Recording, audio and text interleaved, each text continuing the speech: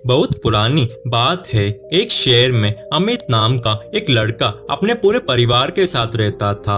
अमित एक middle class family का लड़का था। वह बचपन से ही बड़ा आज्ञाकारी और मेहनती छात्र था, लेकिन जब से उसने कॉलेज में दाखिला लिया था उसका व्यवहार बदलने लगा था। अब ना तो वो पहले की तरह मेहनत करता था और न ही अपने माता पिता की बात सुनता था। यहाँ तक कि वो घर वालों से झूठ बोलकर पैसे भी लेने लगा था। उसका बदला हुआ आचरण सभी के लिए चिंता का विषय था। जब उसके माता पिता ने इसकी वजह जानने की कोशिश की तो पता चला कि अमित बुरी संगति में पड़ गया है। कॉलेज में उसके कुछ ऐसे मित्र बन गए हैं जो फिजूल खर्चे करने, सिनेमा देखने और धूम्रपान करने के आदी है। पता चलते ही सभी ने अमित को ऐसी दोस्ती छोड़ पढ़ाई लिखाई पर ध्यान देने को कहा, पर अमित का इन बातों से कोई असर नहीं पड़ता। उसका बस एक ही जवाब होता कि मुझे अच्छे बुरे की समझ है। मैं भले ही ऐसे लड़कों के साथ रहता हूँ पर मुझ पर उनका कोई असर नहीं होता। दिन ऐसे ही बीतते गए और धीरे धीरे परीक्षा के दिन भी आ गए। अमित ने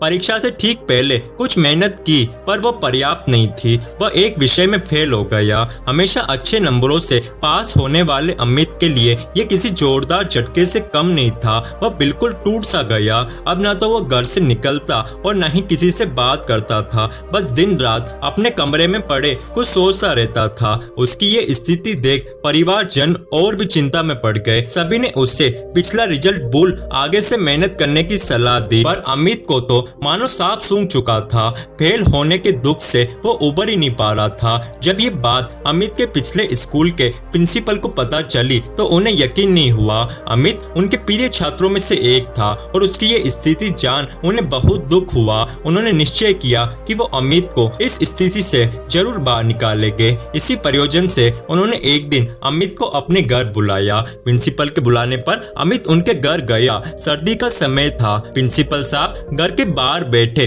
अंगीठी ताप रहे थे। अमित उनके बगल में बैठ गया। अमित बिल्कुल चुप था और प्रिंसिपल साहब भी कुछ नहीं बोल रहे थे। 10-15 मिनट ऐसे ही बीत गए पर किसी ने एक शब्द भी नहीं कहा। फिर अचानक प्रिंसिपल साहब उठे और चिमटे से कोयले के एक जलते टुकड़े को निकाल मिट्टी में डाल दिया। वह टुकड़ा कुछ देर तो गर्मी देता रहा पर अंत में ठंडा पड़ बुझ गया। ये देख अमित कुछ उत्सुक हुआ और बोला, प्रिंसिपल साहब आपने उस टुकड़े को मिट्टी में क्यों डाल दिया? ऐसे तो वो बेकार हो गया। अगर आप उसे अंगीठी में ही रहने देते तो अन्य टुकड़ों की तरह वो भी गर्मी देने के काम आता। प्रिंसिपल साहब मुस्कुराए और बोले, बेटा कुछ देर अंगीठी से बाहर रहने से वो टुकड़ा बेकार नहीं हुआ। लो मैं उसे अभी दोबारा अंगीठी में डाल देता हूँ। और ऐसा कहते हुए उन्होंने टुकड़ा अंगीठी में डाल दिया। अंगीठी में जाते ही वो टुकड़ा वापस जलने लगा और फिर से गर्मी प्रदान करने लगा। कोयले को अंगीठी में डालने के बाद प्रिंसिपल साहब अमित से बोले,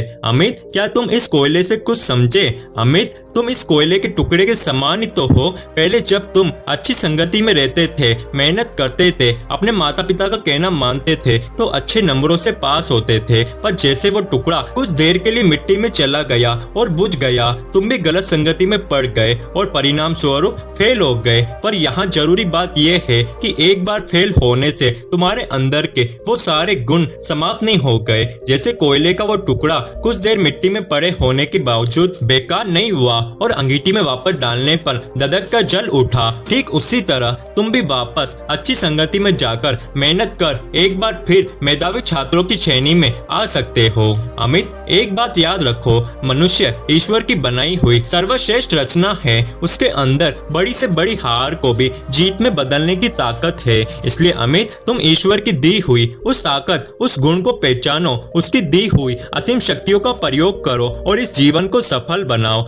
अमित प्रिंसिपल की बात को अच्छी तरह से समझ चुका था और ये भी समझ चुका था कि अब उसे आगे क्या करना है। वह चुपचाप उठा और प्रिंसिपल साहब के चरण स्पर्श किए और निकल पड़ा अपना भविष्य बनाने। दोस्तों इस कहानी से हमें ये सीख मिलती है कि हमें अपनी संगति हमेशा अच्छे लोगों के साथ करनी चाहिए और जो बीत गया है उसे बुलाकर अपने वर्तमान पर ध्यान देना चाहिए और ईश्वर द्वारा दी गई उस ताकत को पहचान कर हमें अपने लक्ष्य की ओर आगे बढ़ते रहना चाहिए।